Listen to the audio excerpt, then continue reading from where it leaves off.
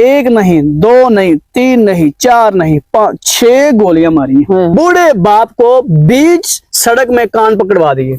SHO साहब को मारने वाला कोई बदमाश नहीं है, बड़ी बड़ी मूंछों वाला नहीं है। अस्सलाम वालेकुम वरहमतुल्लाहि वबरकातुहू। आप देख रहे हैं हमारा प्रोग्राम इब्बू हिमी। जी जनाब, वीडियो का आगाज उसी दुआ और उम्मीद के साथ कि आप तमाम लोग जहां कहीं भी हों, खैर आफियत से हों, अपने प्यारों के साथ अपने घरों में खुशबाश जिंदगी गुजार रहे हों। जी, आज हम बात करने जा रहे हैं उन मुहाफिजों के हवाले से जिन्होंने कौम की हिफाजत का जिम्मा लिया हुआ है, जिन्होंने कौम की हिफाजत करनी थी।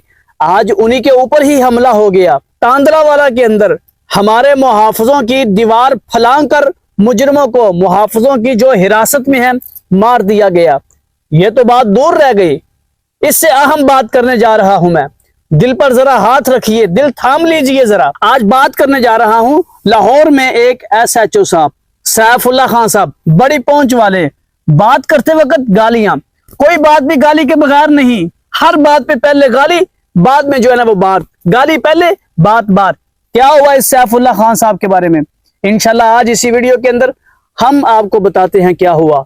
प्लीज अगर हमारे चैनल पर नए हैं, जरा सब्सक्राइब का बटन दबा दीजिए, बेल आइकॉन का बटन भी जरूर प्रेस कीजिएगा, क्योंकि हम लाते हैं हर रोज आपके लिए हर नई खबर। अच्छा, वो उस SHO के बारे में जो सैफुल्लाह खान साहब हैं, उनके बारे में बात की जा रही है। सोशल मीडिया पर बहुत सी वीडियोस वायरल हो रही हैं कि आम बंदे की बात की जाए ना तो लोग कांप जाते हैं कि आम बंदे को किसी ने जो है ना वो इस तरह से एक गोली मार दी या 2 या 3। इस SHO जो कि बहुत ही रौब वाला था, दबदबे वाला था, बहुत गाली के बगैर बोलता ही नहीं था, तो इसलिए उसका दबदबा था। ये बात नहीं है कि वो गाली के बगैर बोलता नहीं था, लेकिन उसकी बहुत बड़ी ये खामी थी कि वो गाली निकालता था। जी, ये वो SHO साहब है जो बात करते हैं तो इनकी बात का जो है ना वो सबसे पहले आगाज कहाँ से होता है? हमारे मुसलमानों का आगाज होता है अस्सलामु अलैकुम।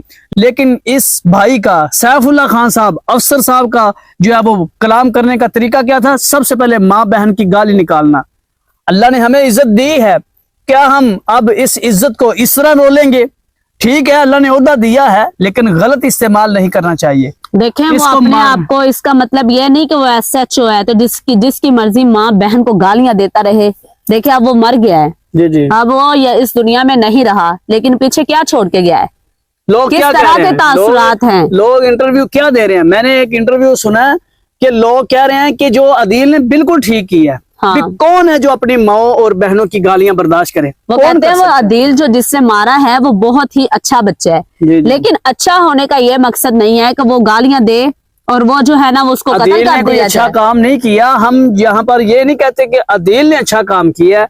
हमारा कहने का मकसद ये है कि अच्छा काम SHO साहब ने भी नहीं किया। बिल्कुल, देखो ना, हर किसी को गालियां देना, मैंने अक्सर देखा है, ऐसे ही गालियां देना शुरू हो जाते हैं। नहीं नहीं, ये अच्छा, ये वाकया पेश कैसे आया? पहले तो ये बयान करें ना। ये लाहौर में किसी जगह के ऊपर ना बाजार है, बाबू साबू स्टॉप है। जी जी, वहां पर जो है नीचे दुकानें थी, ऊपर फ्लैट था।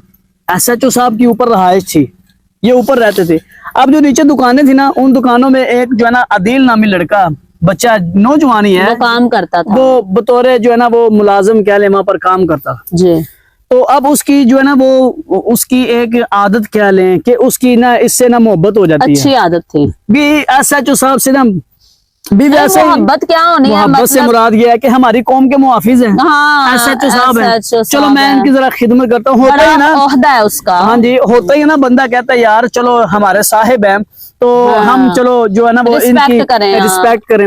इसी रिस्पेक्ट की बिना पर जो है ना वो अदील उतनी देर तक सोता नहीं था जब तक SHO साहब आ नहीं जाते थे। हाँ, कहते हैं रात के 10 बज जाने, 11 बज जाने, उनकी जूती साफ करनी, जो है ना उनके सारे मामलात को हैंडल करना, उनकी गाड़ी को साफ करना, सब कुछ करना। तो SHO साहब को ये इज्जत रास नहीं आई। अच्छा, एक दिन ऐसा हुआ कि जो है ना वो इसने गालियां निकालना शुरू कर दी। किसको? अदील को। अदील जिस उस बच्चे को जो दिन रात इसी की खिदमत करता है, उसको इसने गालियां देना शुरू कर दी। वो भी माँ बहन की। जब अदील से पूछा गया तो उसने यही कहा है कि मुझसे बर्दाश्त नहीं हुआ कि उससे मुझे माँ बहनों की गालियां क्यों उसको कहा गया ना। अब देखिए यहाँ पर माय यूट्यूब फैमिली, अब ऐसा जो कई लोग कहेंगे यहाँ पर भी उसने ये कदम क्यों उठाया, क्यों उसने मारा है? मजा ये नहीं कि उसने क्यों मारा है, मैं यहाँ पर बात ये करना चाह रहा हूँ। सबसे पहले देखें कि इनके आपस में मुंह मारी हुई है, ठीक है। SHO साहब ने इनको गालियां वगैरह दी, इसको गालियां दी हैं।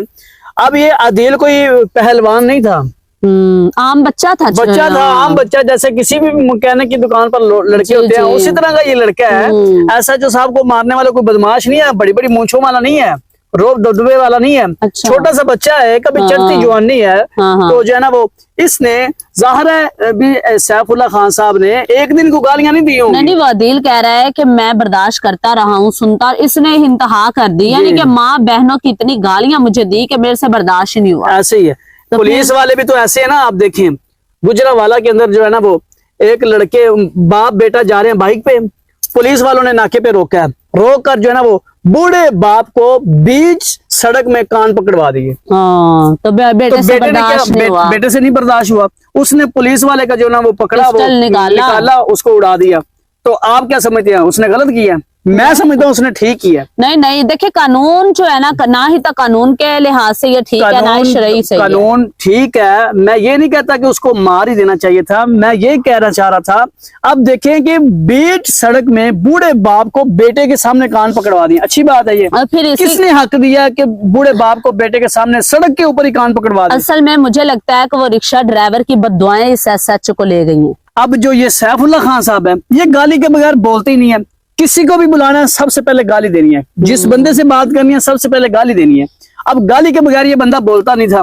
अब उस आदिल को गुस्सा आ गया, ठीक है जी। सैफुल्लाह खान साहब जो है ना वो ये सबसे पहले नीचे से ऊपर आए दुकानों की छत पे, अच्छा। वहां पर थे। अब उससे ऊपर एक और सीढ़ियां भी हैं जहां उसका कमरा था। हाँ। अब नीचे जो है ना दुकानों की छत के ऊपर सैफुल्लाह ने गालियां दी हैं इसको। हाँ। फिर वो आदिल उससे ऊपर वाले कमरे में गया है। अच्छा, उसके कमरे में उसका पिस्टल पड़ा हुआ था। वो पिस्टल लेके आया। उसके पिस्टल से एक नहीं, दो नहीं, तीन नहीं, चार नहीं, 5-6 गोलियां मारी हैं। उसको गुस्सा इतना था, उसने 6 गोलियां मारी हैं। जी माय यूट्यूब फैमिली, यहाँ पर एक और भी मैं आपको आपकी कंफ्यूजन जरा दूर करना चाह रहा हूँ। अक्सर वीडियोस में ये कहा जा रहा है कि डॉल्फिन पुलिस वालों ने पकड़ा है। कोई डॉल्फिन वालों ने नहीं पकड़ा। आदिल ने कहा मैंने उसको मारा। 1-5 पे कॉल भी आदिल ने खुद की है, भी आ जाए मैंने मार दिया इसको। इसलिए देखे ना, आदिल के मामू का इंटरव्यू मैं देख रही थी, वो कह रहे थे कि उसने इसलिए ऐसा किया कि मेरे घर वालों को कोई मसला ना। हाँ, अभी बाद में ये ना हो आप मेरे घर चले जाए, मैं इधर मौजूद हूँ, आ जाऊँ, मुझे गिरफ्तार कर ले। मैंने ये जुर्म मैंने किया है, इसकी सजा भी मुझे मिलनी चाहिए। मेरे घर वालों को कुछ ना होना चाहिए, कुछ नहीं होना चाहिए। तो देखें कितना बहादुर निकला है। मारने के बाद खुद कॉल कर रहा है, 1-5 पे कॉल कर रहा है कि मैंने ये काम कर दिया, आगे मुझे ले जाए, मुझे गिरफ्तार कर लें। इस काम से चलो वो तो जो जुर्म उससे होना था वो हो गया। अब उसको क्या होता है ये तो अल्लाह ही जानता है, नेक्स्ट क्या होने वाला है। लेकिन इससे अल्लाह करे कि जो पुलिस वाले हैं या इस तरह के सबक हासिल होना चाहिए, हो जाए। सैफुल्लाह खान साहब ने पीछे क्या किया था, चंद 1 साल पहले की बात है। एक रिक्शे वाले के पास, मैं मुख्तसर करना चाह रहा हूँ, ज्यादा लंबा नहीं करना चाह रहा। अच्छा, ऐसे कि एक रिक्शे वाला जा रहा था, वो रिक्शे के पीछे जैसे आम सवारी बैठती है, एक आदमी उसके पीछे बैठ गया रिक्शे वाले के, और कहा जा रहा है कि उसके पास जो है ना वो मंशियात का कुछ सामान था। अच्छा, ये कुछ देर पहले की बात है कि वो जो है ना रिक्शे पे पीछे जो एक सवारी, जैसे आम रिक्शे के पीछे सवारियां बैठ जाती हैं, तो उसके पास कुछ मंशियात का सामान था। लेकिन हुआ कुछ इस तरह से कि वो जो आदमी था ना असल जिसके पास वो सामान था, रिक्शा ड्राइवर तो जो था उस बेचारे को क्या पता है कि पीछे वाले के पास क्या है या क्या नहीं है। अच्छा, ऐसे है कि जब वो पीछे सवारी बैठ जाती है ना, तो फिर पुलिस वालों को किसी ने बताया कि इस तरह से इस रिक्शे पे पीछे कोई ना सवारी बैठी, उसके पास कोई सामान है इस तरह का ना, तो उसको खबर हो गई जो मुजरिम था। पुलिस पीछे लगी है, हाँ ठीक है, तो कहीं ना कहीं से ये भी आ गया, हाँ ठीक है। तो उसको जब पता चला ना वो भाग गया, भी मेरे पीछे पुलिस अब लग चुकी है, वो भाग गया, किसी तरीके से भाग गया। सामान रिक्शे में पड़ा, वो भाग गया। अब ये सैफुल्लाह खान ने क्या किया, उसी रिक्शे वाले को गिरफ्तार कर लिया।